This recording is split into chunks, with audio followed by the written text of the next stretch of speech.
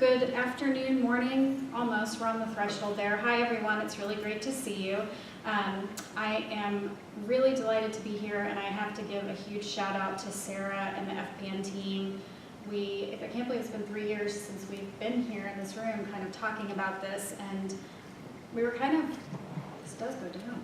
I felt like we were kind of yelling in the forest, you know, there wasn't a whole lot going on in the preservation world around this topic, and in the past 3 years, historic preservation's picked it up, archaeology's picked it up, and I think, you know, this kind of thing is becoming more common, so it's awesome, and kudos to them for running with it. Are there any planners in the room? Okay. I know you guys. So I'm going to be talking about a little bit of planning stuff, so bear with me. Also, total disclaimer, I've done this presentation a lot, but never this style, so I have no idea how it's going to go. And I feel like I'm on a game show, like Sarah's the host. I'm like, okay, like I gotta act out my slides or something. Okay, so here we go. Let's see how it goes. So, this is my prior life in Fernandina Beach, where I still live, but where I worked for 8 years until 4 months ago. We are on the north end of Amelia Island, which is a barrier island, the southernmost sea island chain. So you're probably familiar with Jekyll, Cumberland, St. Simon's. We are the only one in Florida. These are some of our lovely historic resources. You can see the beach has been a big part of our draw for a long time now. We have a lighthouse. Keystone Hotel was what set off our preservation movement when that was demolished. And we've been going strong with that since the 70s. Oh my goodness, that's more time than I thought. We are not strangers to damage, although we are kind of in what's a protected area for hurricanes. This is from 1898, completely destroyed our downtown. That's when all of our wood buildings went to masonry buildings, and the fish are there because the story goes to there was something that happened in the 30s where the fish were 4 blocks up. Sea level rise curves that came up earlier this morning. This is from the Army Corps of Engineers. This is all available online. You can find your community. Fernandina Beach is looking at probably about a 2.5 foot rise by 2050. That's a very moderate, conservative estimate. One thing we have done to get started is to identify our vulnerabilities. We worked with our regional planning council to do some mapping. We're a small community. We don't have a whole lot of dedicated time for GIS work, so they were gracious enough to come in and help us identify some of our vulnerable community assets at 3 feet. And of those, in particular, these 3 areas are pointing to some of our most at-risk cultural resources. And I'm going to highlight those a little bit, starting with the one at the very north end, which is one of our most vulnerable areas for sea level rise, is this north end of the island. And it should be changing momentarily, yes, to Fort Clinch, which is a Civil War era masonry fort. You can see how close it is already to the water, and that's after some armoring and shoreline restoration, so that's kind of a continuing battle, but obviously a very significant resource in Florida. And our downtown, right there in the middle, is our historic waterfront on the Amelia River side.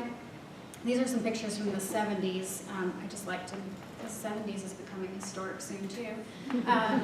But you can see we have a wealth of historic structures that are right there on the water, and so that's going to be an issue. Further south on the map, the southernmost area, not in city limits but on the island, is Historic American Beach, which was one of the segregated beaches, and the African American community has a lot of history and investment in this area on the island. Very significant African American resource.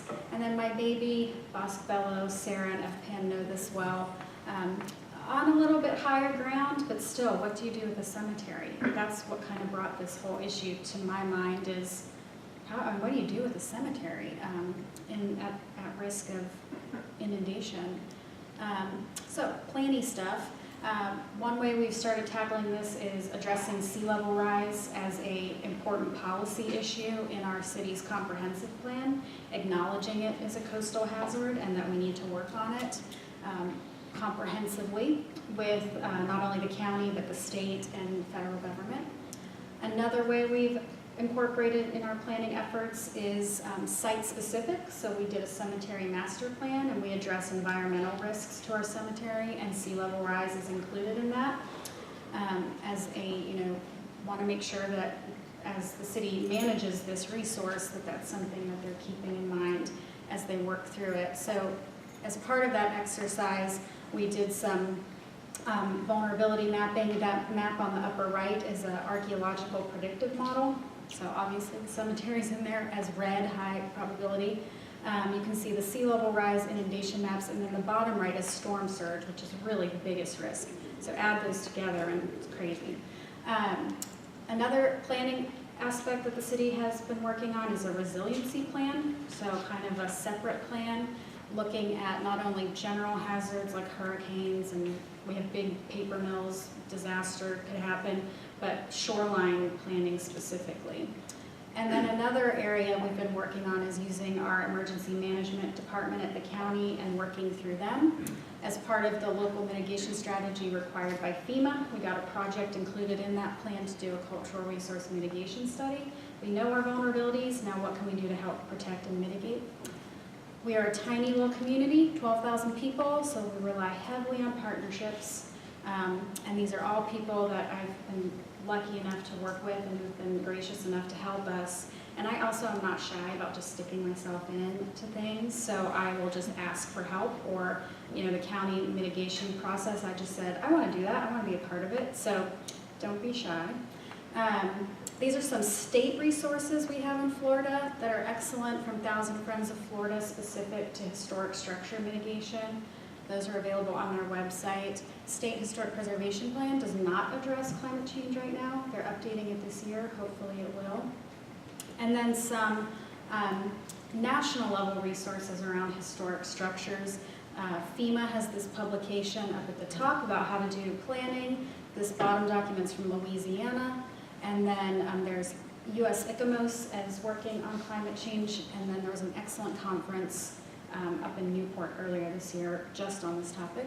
And then the question mark is, there's a lot of questions for small communities, funding, staff, but really probably one of the biggest ones is how are small communities going to prioritize what they decide to protect?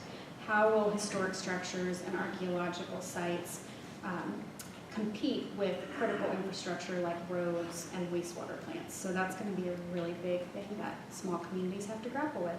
Thank you.